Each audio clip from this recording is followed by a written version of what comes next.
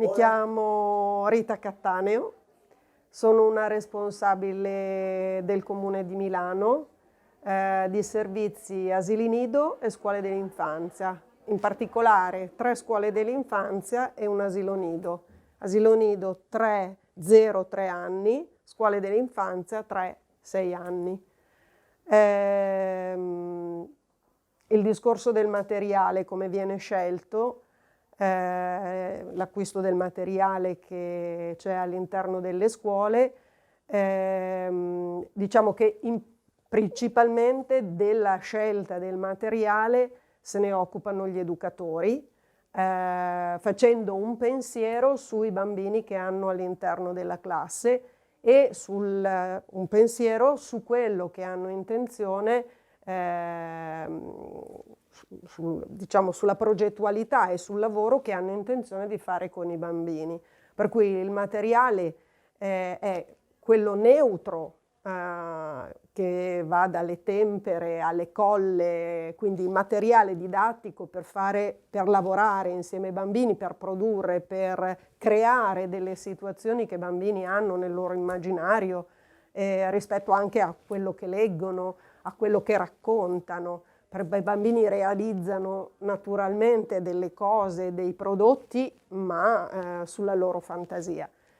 Il materiale un po' più strutturato, quindi quelli che sono i giochi, vengono scelti sempre dagli educatori, sempre in base a quelli che pensano siano o possano essere gli interessi e le capacità dei bambini e i giochi che possono realizzare all'interno della classe. Il discorso del genere, quindi le differenze di genere nella scelta dei materiali. Allora, diciamo che gli educatori rispetto a questa cosa sono abbastanza attenti rispetto ad esempio alla scelta delle bambole. Ecco, quindi le bambole sono state scelte con delle caratteristiche non univoche, cioè sono state scelte delle bambole maschio o delle bambole femmina, delle bambole nere, delle bambole bianche piuttosto che asiatiche, eccetera.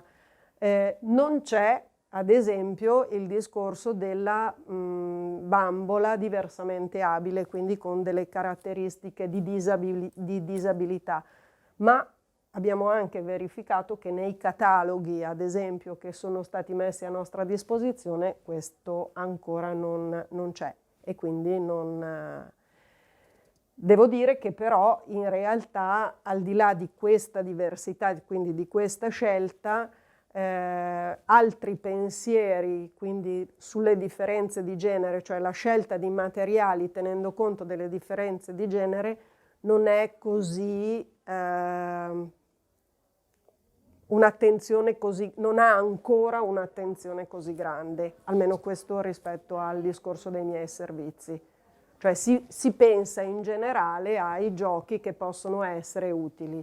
Poi in classe vengono messi dei giochi che sono a disposizione dei bambini, quindi non so, la pista con le macchinine, la fattoria con gli animali, e non è che si indirizzano i bambini a giocare, ad esempio, i maschi con la pista delle macchinine e quindi con la fattoria. Cioè i giochi sono a disposizione, quindi indipendentemente dall'acquisto, l'utilizzo dei bambini è indistinto, quindi secondo i loro interessi e secondo le loro necessità, direi, questo è.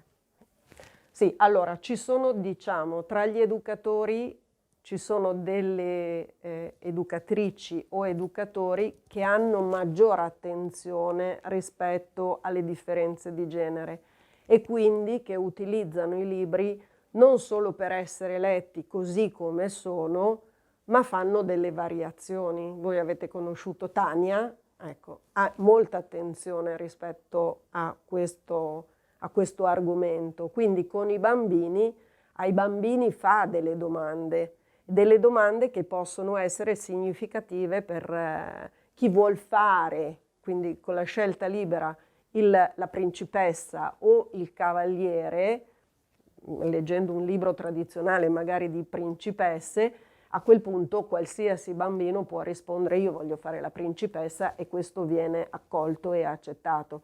Tant'è a volte uno dice facciamo un ruolo diverso. Allora tu che fai la principessa adesso cosa vorresti fare? La principessa l'hai già fatta.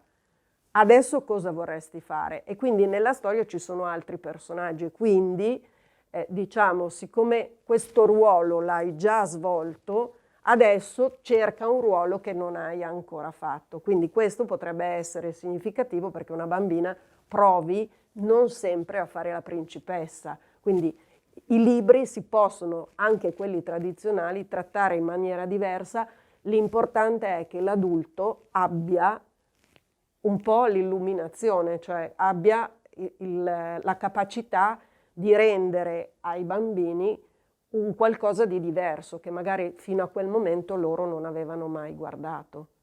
Cioè, ad esempio anche Capuccetto Rosso e il lupo potrebbe essere Capuccetto Rosso che intimorisce il lupo e quindi fa lui la parte dell'aggressivo e il lupo quello che scappa, eccetera. Cioè, nel senso che le storie hanno una storia ma anche una storia reversibile, quindi non è detto che le storie vengano sempre raccontate nello stesso modo. Credo che siano gli adulti che debbano condurre questa cosa.